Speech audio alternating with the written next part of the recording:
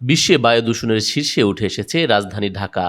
আজ রোববার সকাল ৮টা ৩৬ বায়ুর মান পর্যবেক্ষণকারী সংস্থা এয়ার কোয়ালিটি ইন্ডেক্সের আইকিউআর সূচক থেকে জানা গেছে এ তথ্য। আজ ঢাকার বায়ু মানের স্কোর ৩৭৪, অর্থাৎ এই শহরে বাতাস আজ ঝুঁকিপূর্ণ।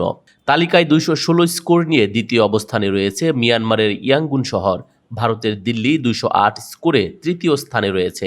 এছাড়া রাশিয়ার ক্রাসনোয়ারস্ক শহরে ১৯৩ স্কোর নিয়ে চতুর্থ অবস্থানে উঠে এসেছে।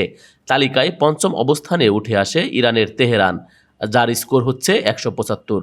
রাজধানী ও এর আশেপাশের এলাকাগুলোর মধ্যে যেসব এলাকায় বায়ুর মান মারাত্মক দূষিত সেগুলোর মধ্যে রয়েছে ইস্টার্ন হাউজিং ২, সাভারের হেমায়েতপুর এবং সান্ত্বনা ফোরামস। অন্য বিভাগীয় শহরগুলোর বায়ুর মানও নাজুক। এর মধ্যে চট্টগ্রামে বায়ুর মান ১৫০, রাজশাহী ১৯৮ ও খুলনায় ১৮৫। সেই সতর্ক বার্তায় ঢাকাবাসীর উদ্দেশ্যে আইকিউআরের পরামর্শ, বাইরে বের হলে সুস্বাস্থ্যের জন্য অবশ্যই মাস্ক পরতে হবে, খোলা স্থানে ব্যায়াম করা যাবে না। আরও একটি পরামর্শ, ঘরের জানালা বন্ধ রাখতে হবে। আইকিউআরের মানদণ্ড অনুযায়ী স্কোর ০ থেকে ৫০ এর মধ্যে থাকলে বায়ুর মান ভালো বলে বিবেচিত হয়। ৫১ থেকে ১০০ হলে মাঝারি বা সহনীয় ধরা হয় বায়ুর মান। সংবেদনশীল গোষ্ঠীর জন্য অস্বাস্থ্যকর হিসেবে বিবেচিত হয় ১০১ থেকে ১৫০ স্কোর। ১৫১ থেকে ২০০ পর্যন্ত অস্বাস্থ্যকর হিসেবে বিবেচিত হয়। স্কোর ২০১ থেকে ৩০০ হলে খুবই অস্বাস্থ্যকর বলে বিবেচনা করা হয়।